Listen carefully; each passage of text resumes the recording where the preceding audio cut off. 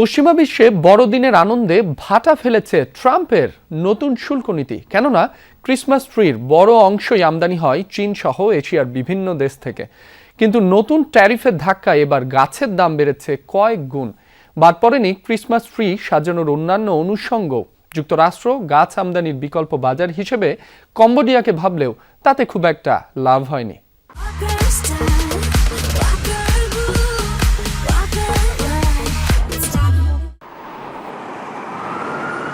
বড়দিন উদযাপনের অন্যতম অনুষঙ্গ ক্রিসমাস ট্রি। পশ্চিমা দেশে আলো, ঘণ্টা, চকলেট ও তারার ডেকোরেশনে যে গাছটি দাঁড়িয়ে থাকে তার পেছনে আছে প্রকৃতি ও মানুষের সৃজনশীলতার গল্প। ডিসেম্বর এলেই যুক্তরাষ্ট্রের ঘরের এক কোণে দাঁড়িয়ে থাকে বড়দিনের পরিচিত চিহ্ন এই ক্রিসমাস ট্রি। একসময় ক্রিসমাস ট্রি মানেই ছিল ফার, পাইন কিংবা নরওয়েজিয়ান স্প্রুস। দেশ বিদেশের চাহিদা সামাল দিতেই লোকে একসময় এই ধরনের গাছের বাগান করে ফেলত।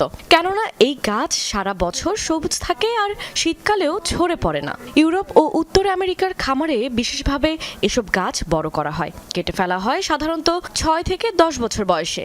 এখন অবশ্য কৃত্রিম গাছও তৈরি হচ্ছে। এবছর ক্রিসমাস ট্রি নিয়ে বেশ বিপদেই আছে যুক্তরাষ্ট্র। এখানে চাহিদার তুলনায় যোগান বরাবরই কম। আমদানি করতে হয় চীন কিংবা এশিয়ার দেশ থেকে। কিন্তু এবার সেই ক্রিসমাস ট্রি কিনতে গিয়ে লাগছে বাড়তি টাকা। কেননা ট্রাম্প প্রশাসনের শুল্ক আরোপের কারণে শুধু চীন থেকে আমদানি করা গাছের দামই বেড়েছে 20%। বিকল্প বাজার হিসেবে কম্বোডিয়াকে ভাবা হলেও তাতে খুব একটা লাভ হয়নি। যুক্তরাষ্ট্রের জনপ্রিয় বালসাম ব্র্যান্ডসের বিক্রি 5 থেকে 10% কমেছে। ব্যয় সামলাতে কর্মীদের সুযোগ সুবিধা, বেতন ও ভ্রমণ ব্যয় কমিয়েও ক্রিসমাস ট্রির দাম বৃদ্ধি ঠেকানো যায়নি। জরিপ বলছে যে গাছ বাজারে $800 বিক্রি হয় সেটি যদি যুক্তরাষ্ট্রে তৈরি করা হয় তাহলে দাম পড়বে প্রায় $3000। যে চাপ পুরোটাই পড়বে ক্রেতাদের ঘাড়ে। শুল্কের চাপ থেকে বাদ পড়ছে না চীন থেকে আসা ক্রিসমাস ট্রি ডেকোরেশনের লাইট, ক্যান্ডি সহ অন্যান্য অনুষঙ্গ।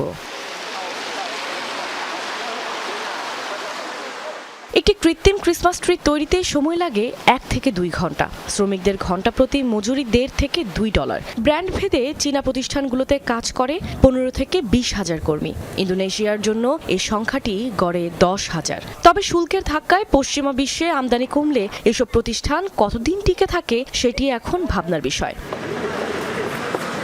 কাশফিয়া রুহি, যমুনা নিউজ।